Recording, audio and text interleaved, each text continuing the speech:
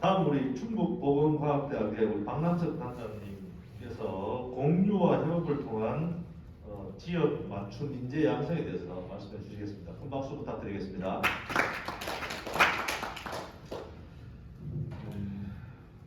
이거는 저희가 그 기존에 그 평가받을 때 한 내용인데요. 같은 내용으로 발표드리겠습니다. 저희가 처음에 중장기별적 계획을 쓸 때 고민을 많이 했습니다. 그러니까 그 44개 대학 중에 보건자 들어가는 대학이 유일합니다. 충북보건이. 그래서 이 지금 중국 사회맞춤형사 보건계열에 대한 차별화를 줬기 때문에 보건대학도 참여를 못했는데 저희도 이 교육 명칭을 할 때 이 보건과학대 이렇게 썼을 때그 공대 교수님들이 많이 반대를 하셨어요. 상대적으로 그 공대로 시작했는데 역차별한다. 그래서 학교가 또 구조개혁을 통하고 또 사는 방향으로 가다 보니까 보건계열 학과를 위치를 안 할 수가 없고요. 사회맞춤에 참여한 학교는 다 공대입니다. 저희 공대부터 시작한 대학이었고 그래서 교명도 헬스 앤드 사이언스입니다. 제가 항상 말씀드리지만 그래서 그 중에 그 저희가 5개 추진 가지가 있는데 여기 보면 저 평생직업교육 구현하는 그러한 연계 프로그램이 있습니다. 그래서 저희가 그 중학교 학생들 그 직업체험 하는 그를 충북교육청하고 협업해서 굉장히 많이 했습니다. 그래서 교육기 우수대학으로 선정이 됐고요. 대학의 전문대학과 그 대학을 졸업하고 난 뒤에 일학습행으로 제2자 교육 통합해서 평생교육 시스템을 구축하겠다는 게 저희 발전 계획입니다. 그 참여협약과는 다 공대고요. 보시는 바와 같이 1단계 속학과 2단계에 제가 호텔대학가 하나 참여를 시켰는데 좀 저희 그 목표하고 잘 맞지 않지만 학사라는 차원에서 진입을 시켰습니다. 그 충북이요. 그 2012년도에 해를 품은 달인가 그 드라마 굉장히 히트쳤던 거 있죠. 김수현 나오는 거 저도 굉장히 잘 봤는데요.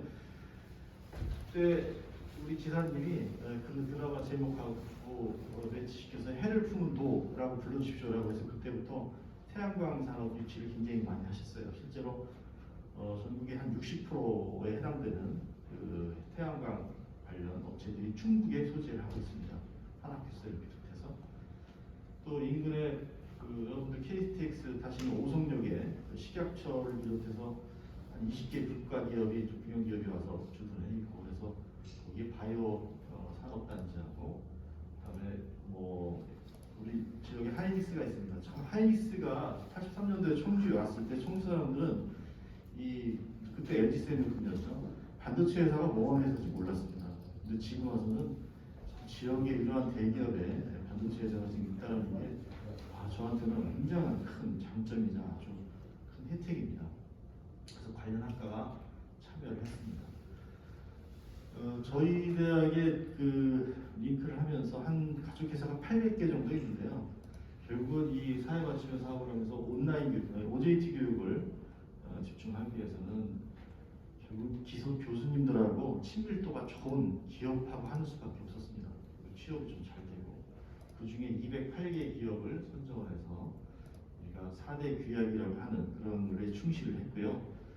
그래서 사업을 하다 보니까 5천년도 마지막에는 사회맞춤형 참여 기업 중에 83%입니다. 근데 이게 공대에 계시는 그 기업에 계시는 분들이 참여하기가 힘든 게 뭐 영란법도 생겼고 그래서 근무 시간에 나와서 강의하시는 걸 그렇게 회사에서 권장하지 않습니다. 강의료도 안 받으려고 하고 그러니까 사회 서비스 실무 계열의 분들은 그런 것들이 본인의 커리어라든지 교육기라든지 연구에 대해서 어떤 만족감도 있고 하지만 기업에서는 생산성에 저해되는 일이라고 생각을 해서 간부들이 나가서 강의하는 걸 그렇게 바람직하게 생각을 안 하고 있더라고요. 근데 어쨌든 이 사업의 효과를 보면은 이렇게 마지막 연도에 굉장히 참여율이 높았다라는 걸 좀 자랑드리고 싶고요. 그다음에 다 했던 그뭐 4대 규약에 충실하려고 저희는 항상 노력을 했습니다. 그 중에 교육과정은 뭐 PBL 기반으로 굉장히 있고 여기에 그 인하공전에서 처음으로 단장님이 이제 그때 벤치마킹을 갔는데 QR코드 연계해가지고 학생들 뭐 예를 들면 QR 딱 지키는 그거 오퍼레이팅이라든지 그 설정하는 거를 동영상으로 볼 수 있게끔 저희 시스템 좀 만들어놨습니다. 그래서 지금 계속 그거 이용하고 있고요. 뭐 여러 가지 지금 뭐 시도를 한 건 타 대학과 거의 같습니다. 그래서 PDCA 방식으로 뭐 하고 있는데 이게 만족도 조사를 하다 보니까 2000년도쯤에 학생들이 협약반을 구성해가지고 학생들이 역량 강화시키고요. 그 학생들이 우수하다는 게 이제 조금씩 나타나니까 저희 전작과 입학 정원이 100명입니다. 지금 90명이 지금 일하고 있거든요. 좀 떨어져 나가고. 근데 한 반만 협약반이고 이제 비협반이 있으면 이 학생들이 이제 2학기 때 저희가 협약반을 구성하는데 학생들이 지원하는 경쟁력이 높아지는 거예요. 그러니까 이제 협약반에 들어가면 취업도 잘 된다는 걸 학생들이 서로 이제 홍보가 된 거죠. 굉장히 바람직했습니다. 처음에는요 대기업이 못 들어오니까 협약반 들어가면 꼭 협약반에 가야 되잖아요. 대기업 못 가잖아요. 그래서 부모한테도 항의가 들어왔거든요. 근데 그거가 좀 바뀌게 아주 바람직한 거고. 그다음에 2000년도 하다 보니까 기업에서 요구가 애들 이제 역량은 됐다 이 정도 중소기업에서 대신 인성 교육을 좀 해달라 이런 요구가 있었습니다. 그래서 그것도 우리가 해야 되겠다. 그래서 인성 교육 새로 집어넣고요. 그다음에 교수님들 아까 말씀드린 라포 형성하는 거 그것도 좀 강화해서 이 사업하면서 좋았던 게 학생들하고 많이 공유를 대화를 많이 했다. 아까도 제가 정신적으로 얘기했지만 대학 졸업할 때까지 저도요 교수님하고 식사 같은 거 한 번도 못 해봤거든요. 근데 우리 학생들은 교수님하고 식사하고 대화하는 시간이 상당히 많았다.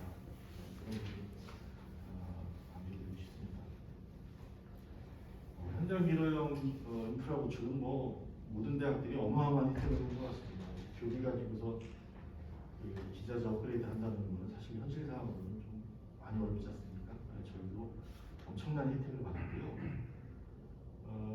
그 중에 우리가 CMS, LMS를 처음에 이렇게 코로나가 올 줄 모르고 이런 것도 한번 시도해보자라고 했는데 지금 너무 요긴하게 써놓고 있습니다. 지금 비대면 수업하는데 15조차 강의 다 규정에 의해서 만들어서 LMS에 특정하고 제하고 있고 또 교육과정 개편한 15개 과목에 대해서는 15조차로 다 개발을 해가지고 올려놨습니다.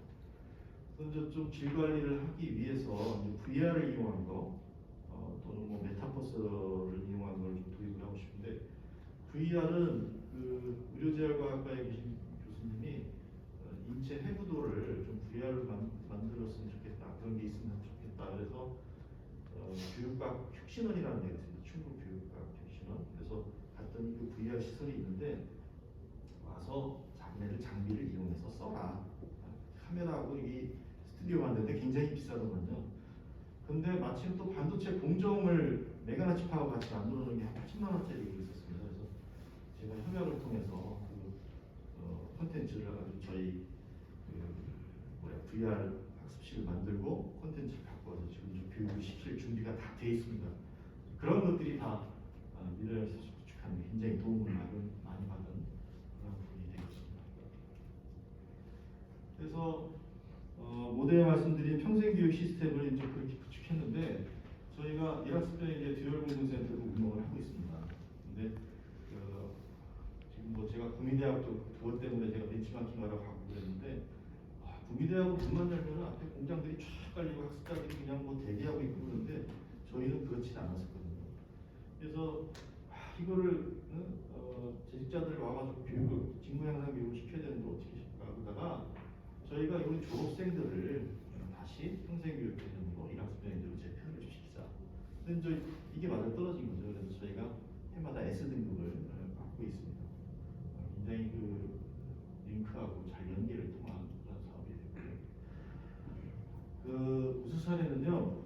제가 이 사업을 하면서 굉장히 좋았던 것도 많고 또 힘들었던 것도 많고 또 우리가 협의회를 통해서 꾸준히 또 연구진이나 교육부에 건의한 사항도 있습니다. 그런데 가장 아쉬운 게 그때 독일 벤치마킹 갔어도 여러 교수님들이 질문하는 것 중에 하나가 아니 기업이 왜 와가지고서 학생들을 교육하지? 그림을 그리니까 가운데 기업이 있고 지자체, 대학 뭐 이런 식으로 유관기관 그리잖아요. 근데 우리는 항상 가운데 대학을 놓고 대학이 모든 책임을 지고 기업의 책무를 안 했을 때 그 책임은 대학이 지게 되어 있거든요.